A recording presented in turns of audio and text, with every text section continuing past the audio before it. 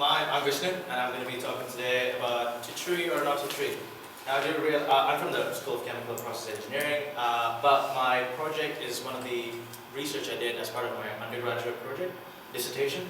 So I was in the environment department before, and now I'm working in the chemical process engineering. So,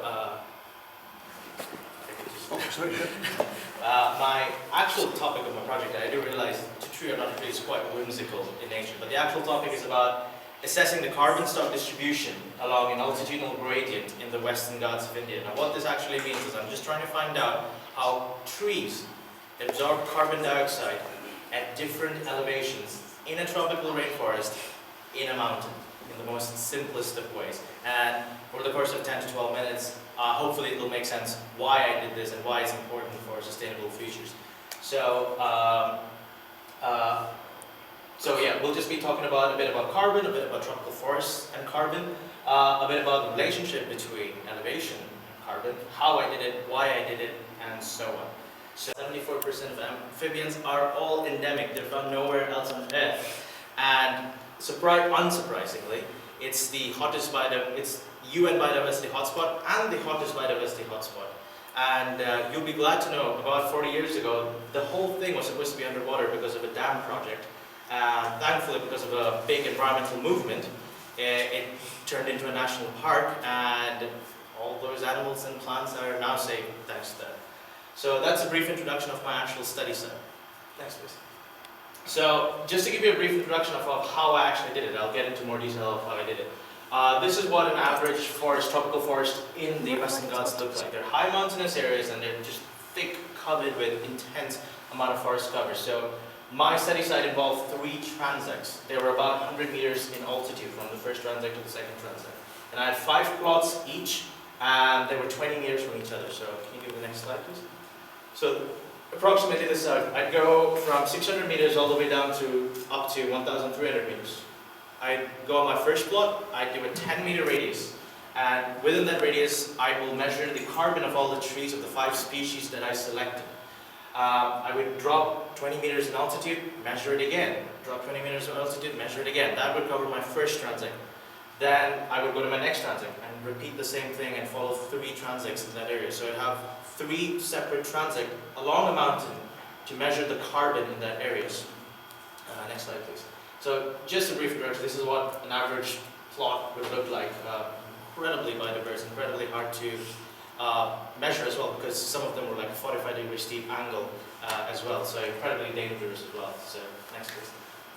So mostly what I did to measure the actual carbon in trees is you take the diameter at breast height and then you measure the tree, simple trigonometry using clinometer.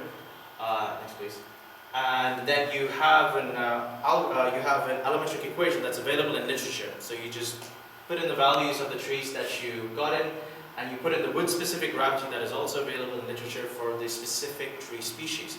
And then what you end up with is the carbon stored in this particular tree. Then you can do it over a hectare, and then you can do it over zones of the forest. Next, please. So what I found out, the first thing was, surprisingly, there was a higher number of trees present in this transect 2, which is the mid-altitude area. Next, please. Continent as well. Next, please. So, in conclusion, how this would help, or why this is important to know, is because now my research was mainly focused on if this is happening in the Indian subcontinent. As to why it happens is still up for debate. There's loads of theories going around. But it's still inconclusive as to why it happens. Some people say it's because it's optimal area. There's less people interacting with it. Way at the top, there's less resources available.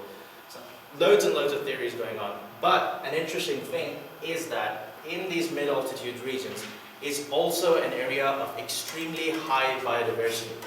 So what you can do as a nation, as a country that is developing really, really fast, with a high carbon-intensive economic development, it is difficult for these countries to often invest billions and billions of dollars in renewable technologies.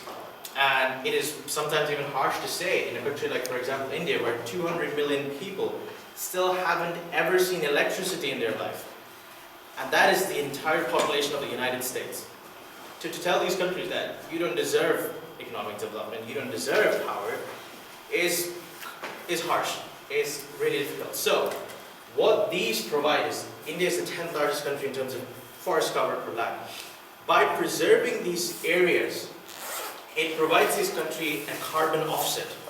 You can offset your economic development, and it gives you a sort of a buffer in the climate change effects and gives you a bit of time to buy while these technologies get cheaper and more accessible into the poorer communities in the area. And you also involve two different schools of people. You also involve people who are really interested in preserving biodiverse communities, biodiverse areas. So as a result, you are not just, you're ticking a lot of boxes. You're ticking a box of carbon offsetting, you're ticking a box of conservation of biodiversity, you're ticking a box of rural communities who live in this area, who benefit from protection of these areas. And as a result, managing, you can create these zones, or I believe, or I would like to propose, is that protecting these area zones would go in a vast way in terms of sustainable development.